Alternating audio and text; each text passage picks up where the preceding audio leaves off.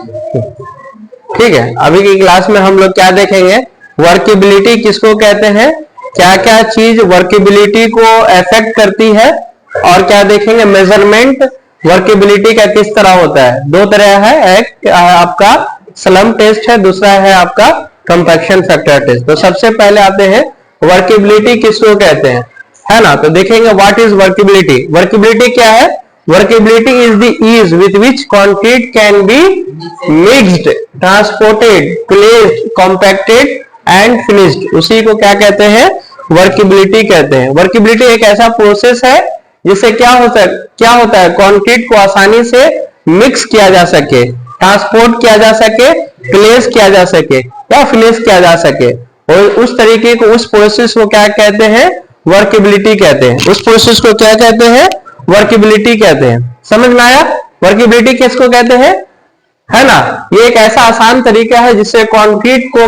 Mix कर सकते हैं, ट्रांसपोर्ट कर सकते हैं, प्लेस कर सकते हैं, कॉम्पैक्ट कर सकते हैं, इवन फिनिश कर सकते हैं। यानी क्या होता है वर्केबिलिटी में, क्या हुआ प्लास्टिक स्टेज में, क्या हुआ प्लास्टिक किसी भी शक्ल में उसको ढाल सकते हैं, है ना। उसे कंक्रीट को प्रोसेस जो होता है उसे क्या कहते हैं, वर्केबिलिटी कहते हैं। यानी कंक्रीट क्या हुआ आपका वर्केबल कंडीशन में हुआ, कंक्रीट क्या हुआ आपका वर्केबल कंडीशन में हुआ। तो फैक्टर अफेक्टिंग वर्केबिलिटी क्या होता है, बोलिए क्या क्या चीज से वर्केबिलिटी आपका इफेक्ट होता है। तो क्या होता है, एक होता है वाटर सीमेंट रेशियो से। अगर वाटर सीमेंट रेशियो इंक्रीज करेंगे तो क्या होगा, result in better workable, result in better workable but weak mix, है ना। मिक्स क्या हो जाएगा आपका, वीक हो जाएगा, लेकिन वर्केबल क्या रहेगा आपका, अच्छा रहेगा। किसके कारण, किसकी वजह से, because of water cement ratio increment, है ना। जैसे देखिए वाटर सीमेंट रेशियो मीन क्या, अगर वाटर इंक्रीज कर रहे हैं सीमेंट में तो क्या हो जाएगा, सीमेंट में आपका कंक्रीट में फ्लूइडिटी बढ़ जाएगा, यानी वर्केबल ज्यादा हो जाएगा। वर्केबल मीन क्या, किसी भी शक्ल में उसको डाल सकते हैं, है ना। तो वर्केबल क्या हो जाएगा, ज्यादा हो जाएगा, यानी फ्लूइडिटी ज्यादा हो जाएगी। लेकिन फ्लूइडिटी के कारण क्या होगा, मिक्स आपका वीक रहेगा, मिक्स क्या रहेगा आपका, वीक रहेगा, है ना। लेकिन वर्केबल क्या रहेगा, कंक्रीट क्या रहेगा, मोर वर्केबल हो जाएगा, है ना। ये because of water cement ratio. दूसरा आते हैं साइज ऑफ एग्रीगेट। अगर साइज ऑफ एग्रीगेट ज्यादा रहेगा तो क्या रहेगा आपका, मोर वर्केबल रहेगा, याद रहेगा, ठीक है। उसके बाद शेप ऑफ एग्रीगेट क्या रहेगा, हम आप प्रीवियस क्लास में, प्रीवियस लेक्चर में बताए हैं आपको, क्या है rounded aggregate result in more workable, है ना। और सबसे कम वर्केबल किसमें देता है आपका, फ्लैकी एग्रीगेट, है ना। उसके बाद क्या है आपका एडमिक्सचर। एडमिक्सचर देखिए यहां पर वाटर सीमेंट रेशियो इंक्रीज कर रहे हैं तो क्या हो रहा है आपका, मोर वर्केबल हो रहा है, लेकिन मिक्स क्या हो रहा है, वीक हो रहा है, कमजोर मिक्स हो रहा है। लेकिन एडमिक्सचर में क्या होगा, एडमिक्सचर जैसे ही डालेंगे तो क्या होगा आपका, मोर वर्केबल होगा, लेकिन स्ट्रेंथ में कोई कमी नहीं आएगा, उसके मिक्स के स्ट्रेंथ में कोई कमी नहीं आएगा, यानी स्ट्रॉन्ग मिक्स रहेगा, स्ट्रेंथ आपका सेम रहेगा, वीक मिक्स नहीं रहेगा, बिकॉज ऑफ एडमिक्सचर। हम लोग पढ़े थे ना कितने तरह का केमिकल एडमिक्सचर होता है, मिनरल एडमिक्सचर होता है। तो हम लोग मान लीजिए केमिकल एडमिक्सचर डाल रहे हैं, सुपर प्लास्टिसाइजर है, प्लास्टिसाइजर, तो कम डोज डालेंगे जिसके कारण क्या होगा, कंक्रीट मोर वर्केबल हो जाएगा, कंक्रीट क्या हो जाएगा आपका, मोर वर्केबल हो जाएगा। लेकिन इसके मिक्स में कोई भी कमजोरी नहीं आएगा, कोई भी वीक नहीं रहेगा, ठीक है। टेक्सचर कैसा रहेगा, अगर टेक्सचर स्मूथ टेक्सचर अगर रहेगा तो मोर वर्केबल कंक्रीट रहेगा। वर्केबल में समझ में आ गया ना, कंक्रीट को आसानी से मिक्स कर सके, प्लेस कर सके, कहीं किसी शक्ल में डाल सके, है ना, उसे क्या कहते हैं, वर्केबल कहते हैं। तो टेक्सचर अगर स्मूथ रहेगा तो कंक्रीट भी क्या रहेगा आपका, मोर वर्केबल रहेगा, है ना। इसको मेजर करने के लिए, वर्केबिलिटी को मेजर करने के लिए दो तरीका आता है, एक होता है स्लम टेस्ट, दूसरा होता है आपका कॉम्पैक्शन फैक्टर टेस्ट। सो स्लम टेस्ट क्या होता है आपका, स्लम टेस्ट क्या होता है बोलिए, मोस्ट कॉमन टेस्ट होता है ना, जो कि यूज टू मेजर वर्केबिलिटी, जो कि बहुत लैब में भी यूज होता है और फील्ड में भी यूज होता है। इसको फील्ड में भी ले जाके यूज कर सकते हैं, कंक्रीट एज कंक्रीट वर्केबल है कि नहीं, और लैब में भी यूज कर सकते हैं, है ना। ये आपका कुछ इस तरह का स्लम्प रहेगा। टोटल साइज हाइट कितना रहता है स्लम्प का, कोन का कितना रहेगा, स्लम्प कोन का 30 सेंटीमीटर। बेस हाइट क्या रहेगा आपका 20 सेंटीमीटर, और हाइट इसका क्या रहेगा टॉप मोस्ट का 10 सेंटीमीटर। तो इसमें क्या करेंगे हम लोग, किस तरह मेजर करेंगे, मोटा मोटी समझते हैं। इस कोन में हम लोग क्या करेंगे, फ्रेश कंक्रीट डाल देंगे। क्या करेंगे, फ्रेश कंक्रीट डालेंगे। कितना लेयर्स में डालेंगे, 4 लेयर्स में डालेंगे। कितना लेयर्स में, लेयर आइडेंटिफाई भी कर दिए 1 2 3 4, है ना। अगर ये 30 सेंटीमीटर तो 7.5 करेंगे, भरेंगे तो 1 लेयर 7.5 का भरे। फिर क्या किए उसको कॉम्पैक्ट, टैंपिंग रॉड से क्या किए उसको कॉम्पैक्ट किए। कितना time, 25 time, 25 time. Tamping rod का कुछ साइज इस तरह रहेगा, 60 सेंटीमीटर हाइट रहेगा और डाया कितना रहेगा, 1.6 सेंटीमीटर इसका डाया रहेगा। इसे क्या करेंगे हम लोग, टैंपिंग करेंगे। पहला फिल कर दिए, टैंपिंग कर दिए। दूसरा फिल किए, टैंपिंग किए। कितना दफा टैंपिंग किए, 25 टाइम। तीसरे दफा भी फिल किए, टैंपिंग किए। चौथे दफा भी क्या किए, फिल किए, टैंपिंग किए। और एक्स्ट्रा जो भी आपका बचा कंक्रीट उसको क्या किए, रिमूव किए। तो ये फिल हो गया कोन। कोन फिल होने के बाद क्या करेंगे हम, इसको कोन को क्या करेंगे, अपलिफ्ट करेंगे। कोन को क्या करेंगे, उठाएंगे। जब उठाएंगे तो कंक्रीट क्या होगा, नीचे की तरफ बैठेगा, है ना। जैसे ही नीचे की तरफ बैठेगा तो वो क्या हो जाएगा, आपका स्लम्प टेस्ट हो जाएगा। तो स्लम्प टेस्ट कैसे मालूम करेंगे, कुछ कंक्रीट क्या होगा आपका सब्सिडाइज होगा, कुछ कंक्रीट क्या होगा बैठेगा नीचे। पूरा तो कोन का हाइट नहीं ले लेगा, पूरा कोन का हाइट ले लेगा नहीं लेगा। कुछ कंक्रीट क्या होगा बैठेगा, कुछ तो उसका जो टॉप मोस्ट जो आपका कंक्रीट रहेगा और जो मॉल्ड का हाइट है 30 सेंटीमीटर उससे सब्सट्रैक्ट कर देंगे, उससे वैल्यू क्या करेंगे, उसको घटा देंगे। जो वैल्यू आएगा वही आपका क्या कहलाएगा, स्लम्प वैल्यू कहलाएगा। वही वैल्यू क्या कहलाएगा, आपका स्लम्प वैल्यू कहलाएगा। समझ में आ गया। तो 3 तरह का स्लम्प होता है। एक होता है आपका ट्रू स्लम्प। ट्रू स्लम्प में क्या होगा, जैसे ही कोन को हटाएंगे उठाएंगे तो कुछ इस तरह का शकल बनेगा, है ना। तो ट्रू स्लम्प यानी ये ठीक है। अगर इस तरह अगर बन रहा है आपका स्लम्प तो मान लीजिए ये कंक्रीट आपका वर्केबल है।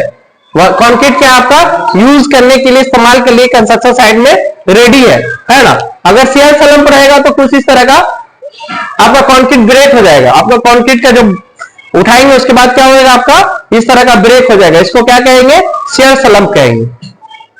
आपको लाइव स्लम्प इसके नाम से ही पता चल रहा है ना। जैसे उठाएंगे पूरा एक पूरा कंक्रीट डंप हो जाएगा, नीचे गिर जाएगा, नीचे गिर जाएगा, पूरा ऐसे सब्सिडाइज हो जाएगा। तो वेस्ट है। फिर से हम लोग टेस्ट करेंगे, फिर से हम लोग क्या करेंगे, टेस्ट करेंगे। तो हम लोगों को क्या आना चाहिए, ट्रू स्लम्प आना चाहिए। तो स्लम्प वैल्यू कैसे फाइंड करेंगे, मान लीजिए ये स्लम्प का हाइट है और ये क्या है, सब्सिडाइज वैल्यू है। तो इसमें जो डिफरेंस आएगा यही वैल्यू क्या कहलाएगा, आपका स्लम्प वैल्यू कहलाएगा। यही वैल्यू क्या कहलाएगा, आपका स्लम्प वैल्यू कहलाएगा। समझ में आ गया किस तरह फाइंड करेंगे, है ना। तो इसके लिए इसका वैल्यू है ना, स्लम्प का वैल्यू है। अगर कंस्ट्रक्शन फॉर रोड के लिए अगर 20 to 40 mm आ रहा स्लम्प वैल्यू तो क्या कहलाएगा आपका, बोलिए क्या कहलाएगा आपका। किसके लिए यूज कर सकते हैं, रोड कंस्ट्रक्शन वर्क के लिए यूज कर सकते हैं। 25 to 50 आया तो मास कंक्रीटिंग के लिए यूज कर सकते हैं। 40 to 50 आया, ये इंपॉर्टेंट है, ये हमेशा याद रखिएगा, यह पूछता है। स्लैब और या बीम के लिए अगर 40 to 50 आए तो आपको इस्तेमाल कर सकते हैं, है ना। 40 से 50 आया तो आप कहां यूज कर सकते हैं, स्लैब या बीम के लिए। नॉर्मल आरसीसी वर्क के लिए कितना आना चाहिए, स्लम्प वैल्यू 80 से 150। समझ में आ रहा है ना, है ना। आरसीएस या वॉल ऑफ टनल्स के लिए कितना होना चाहिए, 90 से 100 होना चाहिए, है ना। ये डिफरेंट स्लम्प की वैल्यू है, आप लोग याद रखेंगे। मोस्ट इंपॉर्टेंट वैल्यू जो है तीसरा नंबर है, चौथा नंबर याद रहेगा, ठीक है। उसके बाद दूसरा टेस्ट जो आता है कॉम्पैक्शन फैक्टर टेस्ट होता है। क्या होता है आपका कॉम्पैक्शन फैक्टर टेस्ट। ये क्या होता है, मोर सेंसिटिव होता है और more precise than slump value होता है। यानी स्लम्प टेस्ट से आपका भी ये कॉम्पैक्शन फैक्टर टेस्ट जो होता है वो अच्छा होता है। कौन अच्छा होता है, कॉम्पैक्शन फैक्टर टेस्ट अच्छा होता है। किससे, स्लम्प टेस्ट से, है ना। इसको किस तरह मेजर करते हैं, measuring degree of compaction is achieved by standard amount of work done by allowing the concrete to fall to the standard height. हम समझाते हैं क्या है ये जो आपका है, ये क्या है आपका, कुछ इस तरह का आपका इंस्ट्रूमेंट होता है कॉम्पैक्शन फैक्टर टेस्ट करने के लिए। तो इसमें पहला ये अपर कॉनिकल हुपर है, ये क्या है आपका लोअर कॉनिकल हुपर है, और ये क्या है आपका मोल्ड है, ये क्या है आपका मोल्ड है।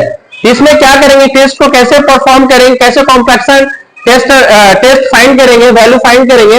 तो सबसे पहले फ्रेश कंक्रीट अपर कॉनिकल हुपर में डालेंगे, यस। डालने के बाद क्या करेंगे, इसको खोल देंगे, गेट खोल देंगे। नीचे ये आपका क्या है, कवर लगा रहता है, जैसे खोलेंगे नीचे की तरफ गिर जाएगा। लोअर कोनिकल हुपर में आ जाएगा। लोअर कोनिकल हुपर में गिरते ही क्या होगा आपका, तुरंत इस गेट को भी हम लोग खोल देंगे। नीचे से बेस खोलने का रहता है, जैसे खोल देंगे ये क्या होगा, नीचे की तरफ गिर जाएगा।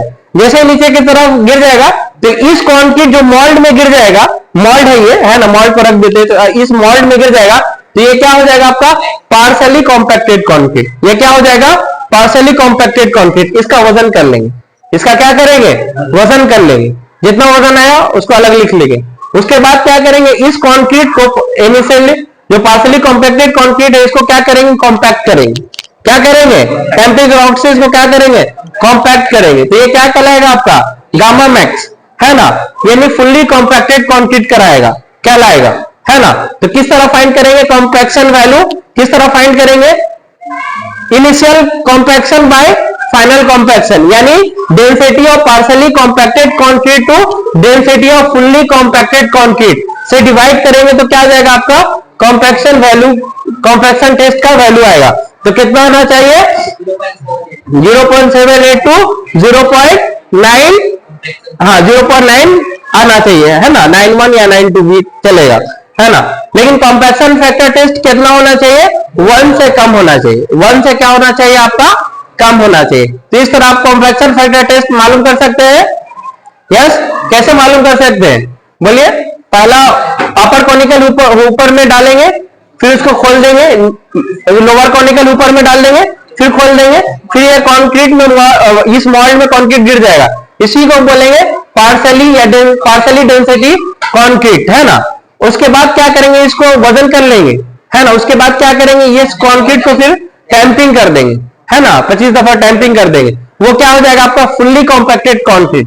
फुल्ली कॉम्पैक्टेड कंक्रीट को क्या करेंगे, पार्शली कॉम्पैक्टेड कंक्रीट से डिवाइड कर देंगे तो क्या आ जाएगा आपका कॉम्पैक्शन वैल्यू की, कॉम्पैक्शन टेस्ट की वैल्यू आ जाएगा। तो कितना तक वैल्यू आ सकता है इसका, 0.78 टू 0.98, यानी 1 से हमेशा ये क्या रहेगा, कम रहेगा। इस तरह आप लोग कर सकते हैं। 2 टेस्ट है, सलम टेस्ट, कॉम्पैक्शन फैक्टर टेस्ट, कर लेंगे। समझ में आया, कोई डाउट, नोट कर लीजिए, ठीक है। ये वैल्यू याद रखिएगा सलम वैल्यू का, ठीक है, नोट कर लीजिए।